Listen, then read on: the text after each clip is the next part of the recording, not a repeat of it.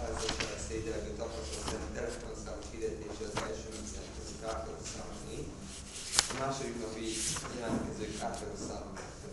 Mi a valószínűség annak, hogy a házasság szégyelgő hirdetése az első 2 nap alatt legalább 3 telefonos hívásra? Ez úgy kezdve gondolkozni, hogy sok nő van jelentkezett erre a hirdetésre. Ez egy miért gondolja, hogy minden? Hát optimista vagyok. És ezért nem tudják, hogy komolytalan kapcsolatra, vagy igényes kapcsolatra vágyik ez a házasság kijelentés esetleg. Ezért fohászszamelosztásra gondoltam. És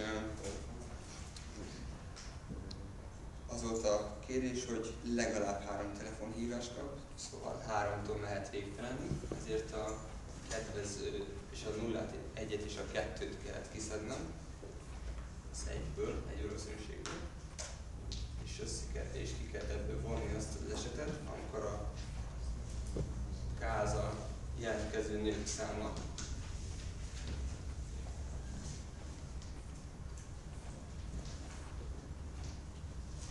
nyilván 0-tól 2-ig megy, mert 3-tól legalább 3, és Poisson elosztásnak a képet Eunice-a magdaltál. Kállikon, osztva K-faktorális, szorozva ilyet mínusz lambda, és helyettesít. Ott van különben a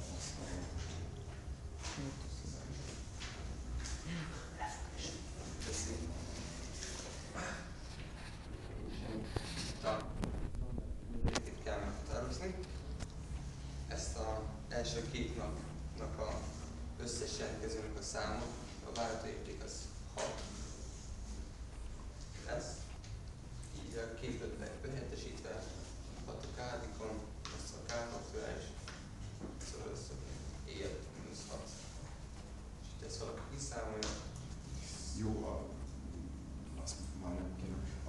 Kicsit azt részletezi, hogy miért Poisson elosztás, tehát miért alkalmazhatod a Poisson elosztást? Hát ez is lehetne binomiális elosztás, de nem tudjuk, hogy hány jelentkező lehetséges. És ilyenkor, mivel sok nő jelentkezhet, nagy az N, annak a valószínűség, hogy csak 3 nő jelentkezik mondjuk 1 millióból, vagy mondjuk 3 milliárdból, az elég kicsi, a P, ez a 6 darab ember, ezért gondoltam Poisson elosztásra. Vagy ebből minden nő potenciális jelentkező, de kicsi a valószínűség, hogy pont ugye a házassági hirdetésekre jelentkezik egy hölgy, tehát kicsi a valószínűség, nagy az N, nem ismerjük se az N-et, se a P-t, tehát kénytelenek vagyunk közelíteni. Jó, a 6-ot honnan szedtük, akkor még egyszer ezt magyarázzuk el, tehát miért 6 paraméter?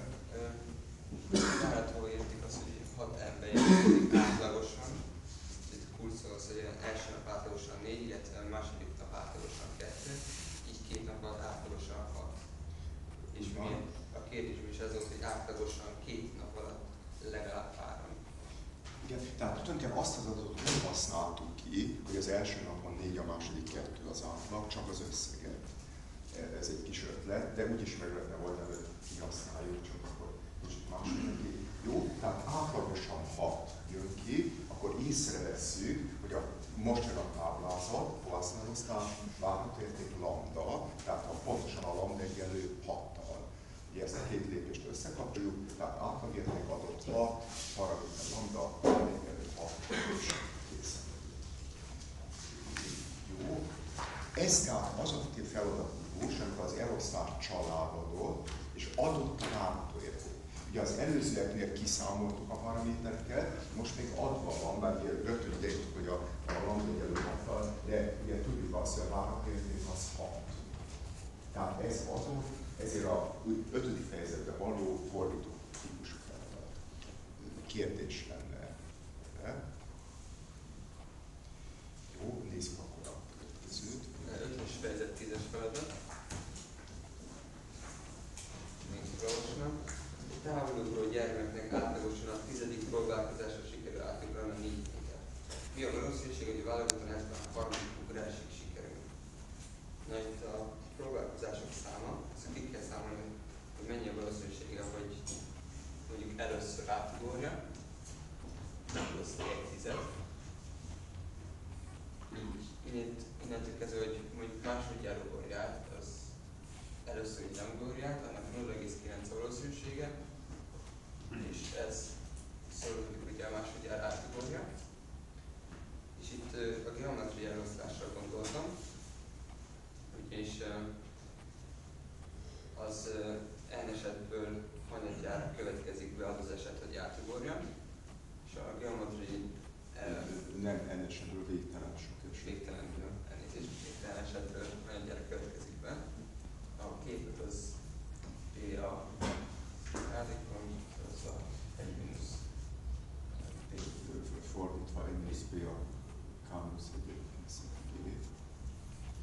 Tehát a P a bekövetkezés valószínűsége. Igen, P az a mínusz K-dikon.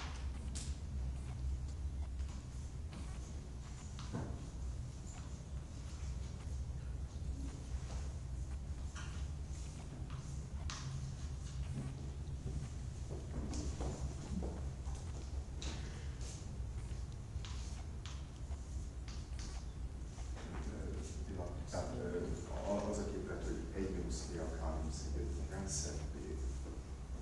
Tehát 1 mínusz az, hogy nem sikerül, az 1 mínusz P a K-mínusz 1 és a P az, hogy sikerül, a megszorozott képlet.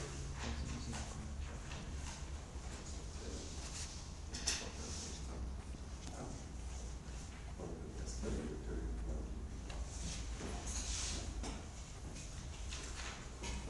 Igen, tehát 1 mínusz P a K-mínusz 1.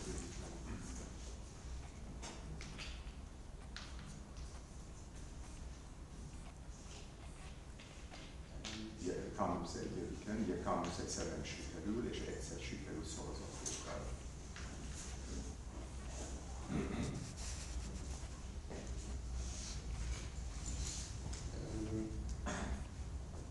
Igen, és ezeket szummázzuk, ezeket az eseteket. Mi volt a kérdés pontosan? Mi a valószínűsége, hogy a válogatottan ez már a harmadik urásig sikerül, így rájel nullától. 1-től ugye 0-ig.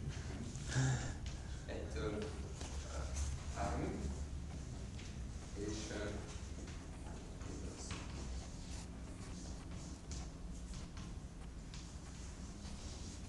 a P-t azt már felírtuk, az 0,1.